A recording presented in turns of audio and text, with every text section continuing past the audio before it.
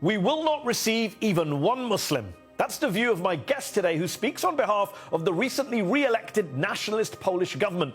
I'll ask him if he's defending a racist immigration policy. So Christian culture, Roman law, Greek philosophers, these are the virtues for us. It's funny That's that you number mention. one. It's funny that you Number mention. two, Can I jump in we 1 don't second? want Sharia law in Europe. Okay. I'm the member. Let me finish. Having Muslim. Dominic Toczynski's unapologetic defense in his interview is hard to ignore.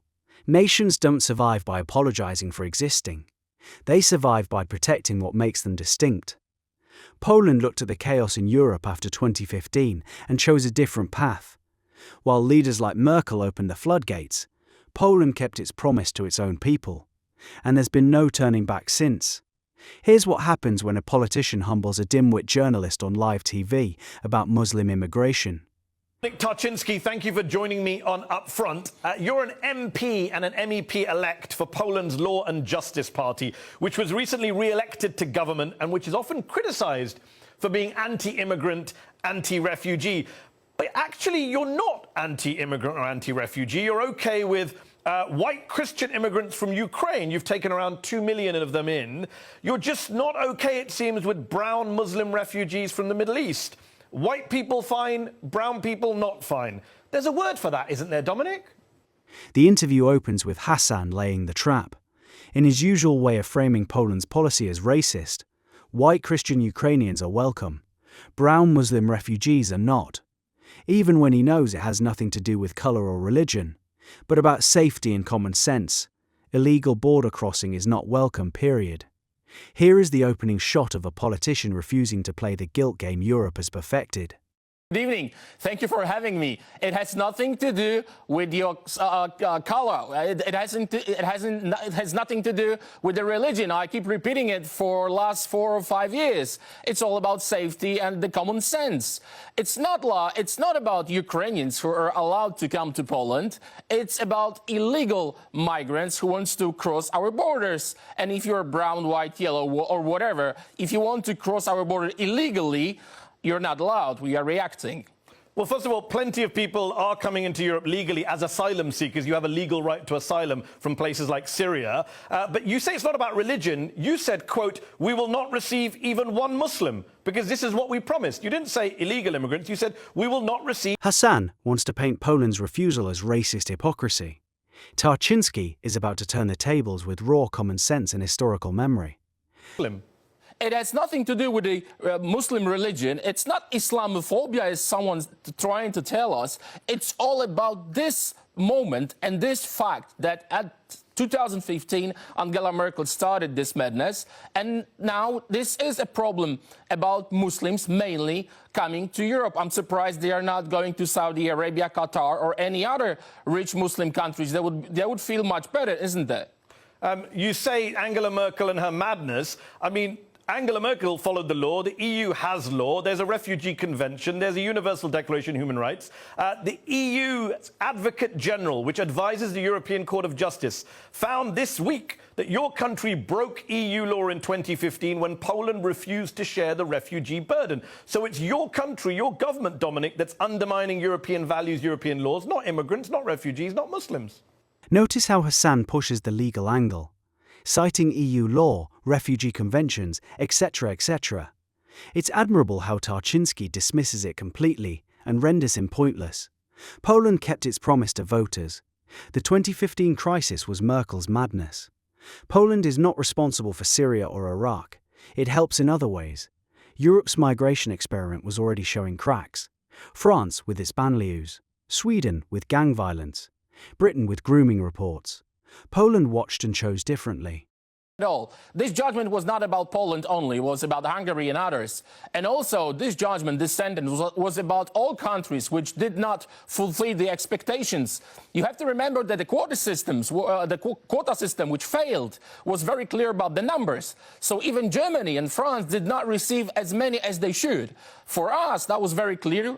In 2015, we promised that we will never agree for the quota system, and our promises are kept. The whole migration crisis, it's a global thing. Europe is not responsible for what is happening in Syria. Poland is not responsible for this, what is happening in Iraq, in Syria, in other places. We never had any colonies. So if this problem is a global problem, where is Saudi Arabia? Where is Qatar? Where are the other Arab countries, rich Arab countries, which should help? They can help. Mecca is a great example. 100,000 tents used only once a year during the pilgrimage. 4 million people can take this shelter and live there for a year. They're empty. Nice, beautiful tents, air-conditioned tents. They are empty. Seeing that he's cornered, Hasan tries the cultural card, but Tarczynski is ready with the more identity and survival argument. That Lebanon has taken in, tiny Lebanon's taken in over 1 million Syrians. 1 in 5 of the population in Lebanon is a refugee. Turkey has more Syrian refugees than any country in the world. So Muslim majority countries, some are doing their part, some aren't. I agree with you. You also say in other interviews that this is about Christian culture. This is about Europe being Christian. Now you tell me, no, it's all about legality. I feel like you're all over the place. Are you objecting to refugees from Syria because they're not Christian or because they shouldn't be in Poland? Which one? You seem to offer different excuses at different times. You have to apply. Polish law is very clear about it. Submit your documents, apply for a visa, get us the criminal back check, and then we're going to decide. We are not forced by any law to agree for that. It's the same in America. Even if you have a visa and you're trying to enter US, you still might hear, no, you're not allowed. And there's no explanation. No one from US side, they don't have to really explain it. That might they make don't have some to sense. say why you're not allowed. That might make some sense if you said, so if you hadn't said, we will not receive even one. Tarczynski is saying indirectly that he wants Poland to remain a homogeneous Christian nation, and it can't be truer. Christian culture, Roman law, Greek philosophy are the country's foundations. Multiculturalism is not accepted here. It's their land. It's their law. This man lived in London. He saw the results. So while Hasan calls it anti-Muslim, Tarczynski says it is common sense. This is the heart of the European debate. Now the personal attacks are coming next, and the gloves are about to come off, especially as Hasan brings up hypocrisy with Polish immigrants in the UK. Tarczynski is about to fire back with the one question that changes everything. You hadn't bragged about the fact that you don't have mosques in Poland. I mean, it sounds like you don't want them there because you're anti-Muslim and anti-Islam. Okay, so let me go from the legal path to the society. So legally, you have to apply, and legally, you're allowed to apply, and this is up to us if we agree to have you in Poland. That's number one. Then our society, our structure. I keep repeating that in many mosques, we can hear about hijrah. For us, homogenic society, Christian society is a value. For me, multicultural society, it's not a value. I used to live in London. I used to live there for 5 years. I used to work in US, and I see the fruits of multiculturalism. For me, it's not a virtue. For me, it's not a value. So we have a right to think about our future in a way we want to. So Christian culture, Roman law, Greek philosophers, these are the virtues for us. It's funny that you mention. It's funny that you mention. Can I jump in 1 second? We don't want Sharia law in Europe. Okay, I am the member. Let me finish. Hasan tried the hypocrisy card, saying Polish immigrants are criticised in the UK, hence why the double standard. But that's not entirely true. How many Poles blow themselves up? Crime is crime, but terrorism and cultural takeover are different. The exchange is electric. Hasan wants moral equivalence. Tarczynski refuses it. This is where the conversation turns raw. Britain's grooming scandals, Cologne attacks, no-go zones. Poland looked at the pattern and said no. Now you can almost sense the Islamophobia accusation is about to drop like a hammer. You have Sharia law. You mentioned London. The mayor of London is a Muslim. There's no Sharia law. Let me ask you this. You mentioned London. Some would say it's hypocritical that you don't want Muslims in Poland because no, hold on, let me finish my question. Where the Sharia is present. Let me finish a question. Let me finish the question. Many would say it's hypocritical that you say you don't want Muslim immigrants in your country because they commit crimes, there's a security threat, and yet you hear exactly the same rhetoric about Polish immigrants in the UK from right-wing politicians and media there. They say the Poles are groping women, they're feckless, they're criminals, they won't integrate. Don't you see the irony or the hypocrisy of treating Muslim immigrants to Poland in the same way that some Britons treat Polish immigrants? Okay, how many Poles blow themselves up in London or any other place in the world? That's the question I keep repeating. There is a lot of crime carried out by Polish immigrants, according to the right-wing press. Kill themselves and others because of their religion or hate. Dominic, your argument doesn't work. Just last month in the UK... The question was very specific. I'm answering your question. How many of them blowed themselves up? Okay.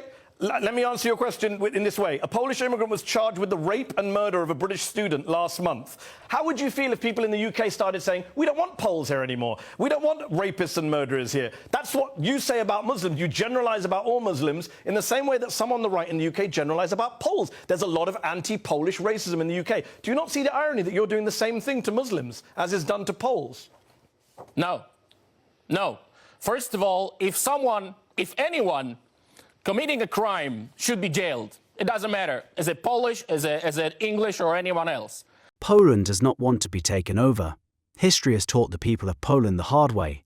Invaders come, invade, borders, plunder, and conquer. Culture is not infinite, and so is their patience to tolerate extremism. This is the part Tarczynski doubles down on, Christian identity, while Hasan keeps patrolling about solidarity. The choice Europe faces is about to become crystal clear.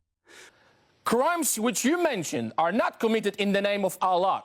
What's that got to do with the Polish side? I thought we were talking about security. Of Christ. Who cares? They are just criminals. We're talking about security threats. But why not? That's number one. Why not generalize? Why shouldn't British people generalize about Poles? You're generalizing about Muslims. Not all Muslims are terrorists, as you know. But most terrorists are Muslims. That's not true, as you know. In fact, that's not actually true. Most of the far-right terrorist attacks in the US this year were from far-right Christians. If they committed a crime, they should be...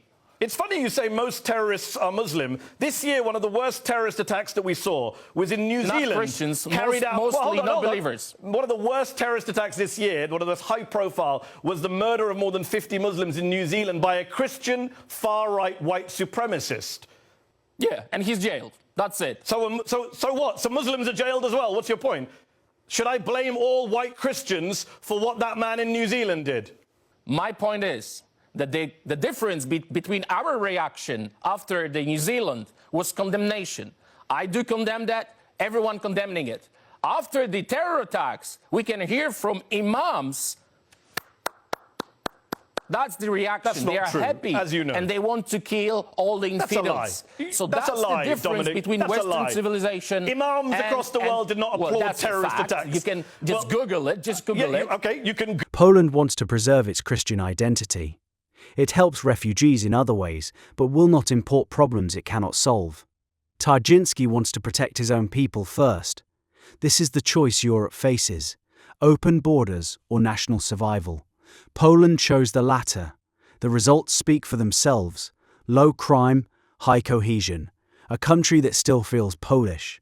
In fact, this is rated the safest country in all of Europe. That couldn't happen if they'd opened up to every Ibrahim, Sadiq, or Hasan.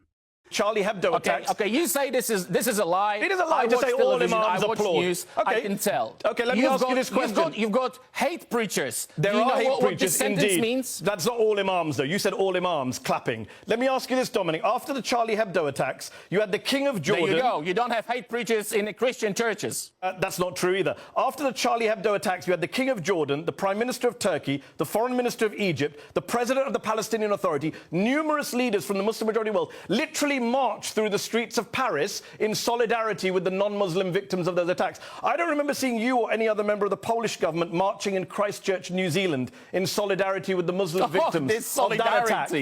I don't remember seeing you marching in Christchurch. All this solidarity, candles, and all this painting on the floor, it's a joke. But where was yours? We don't need this kind Where of was your march? I don't remember seeing your march in New Zealand. Real action. Dominic, I don't remember seeing you and the Polish government marching in New Zealand. Answer that. Why didn't you do what Muslim leaders did and march in Christchurch? No, we don't asking. need marches. We have our borders, which are safe. That's got nothing to do with the question. A Christian far-right nationalist carried out an attack in New Zealand. If you're saying Muslims should condemn a Muslim attack, which they did, why didn't you go to New Zealand and condemn that attack? Why didn't you march like Muslim leaders did in Paris? Why didn't you march in Christchurch? The question is, can a nation still say no without being called racist? I'll let you ponder on that for a while.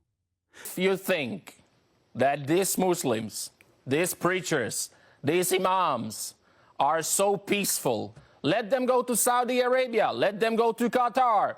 If you want to be a refugee, you have to flee to the first safe country, neighbor country. Then you have to apply. You have to prove who you are. And now we are having people in Europe, Poland is not a neighbor of Syria, without documents or with 5 passports, the same picture and different names. That's just a fact from our interior ministers. So it's all about safety. You are trying to put the whole subject in a box of Islamophobia. Even if no believer will gonna come, or Buddhist, we will not let him in if he's illegal. That's it. Let me go back to my question, which you avoided answering. The Christchurch shooter was an immigrant. He was a Christian. He was a white nationalist who killed Muslims.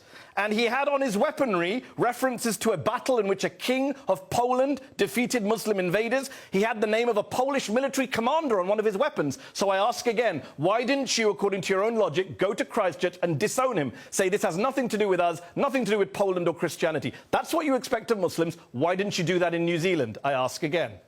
Notice how Hasan brings up far-right attacks to paint symmetry, and Tarczynski dismisses it.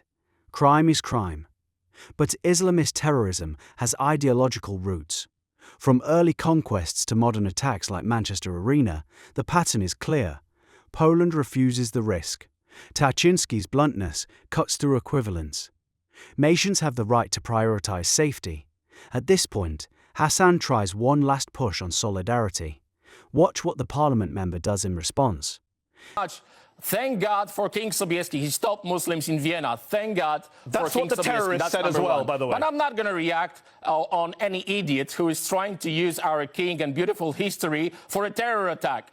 And why can't Muslims say the same? Do you not see the illogic of your position? If not King Sobieski, you're basically Muslims saying what every Muslim Europe, says about Muslim terrorist attacks. Invited them. Not at all. Okay. I've got to ask the question, though, and I want to talk about the broader cultural point, because you have said in a previous interview this is about culture. This is about preserving Christian culture in Europe. I'm saying to you, white supremacists have carried out horrific terrorist attacks this year in El Paso, Texas, San Diego, California, Christchurch in New Zealand. And they have talked about stopping mosques, stopping the invasion of Muslims, protecting Christian culture. It's virtually the same language that is used by your party and by you. There is an overlap. We can see that with our eyes. It's the same rhetoric. No, the difference is we are not shooting. If someone is a terrorist or killer or criminal, should be jailed. You're not shooting, but are you inciting the violence by using that rhetoric of invasions and stopping mosques? Do not compare me to the criminal. I'm comparing your rhetoric, not you. I'm saying the rhetoric is similar, is it not? Or are you denying that? It sounds like you're agreeing. First of all, as I said, it's against our law. That's number one. It's against our culture. And the culture is very important. As I told you, we are a Christian country. We don't want hijra in Poland. We don't want Poland being taken over by Muslims, Buddhists, or someone else. For us, Christianity as identity, as our DNA, is very important. And our government has the right to say no. And no one will ever force us to take Muslims, Buddhists, non-believers in huge numbers. But we are helping by sending money, because our government is very straight. We have to help in the place of the conflict, in Syria, in Iraq. That's it. Do not force us to do things which our society doesn't want. That's why our government was elected. That's why we have... This interview is more than just one politician and one journalist. It is Poland setting standards for its future. Tarczynski defended the right of his nation to say no. Hasan demanded it open anyway. No space for compromise or grandstanding. Nations have the right to preserve their identity. People have the right to safety. Poland's choice is not an easy one. But it is honest. How I wish other European countries would learn from it.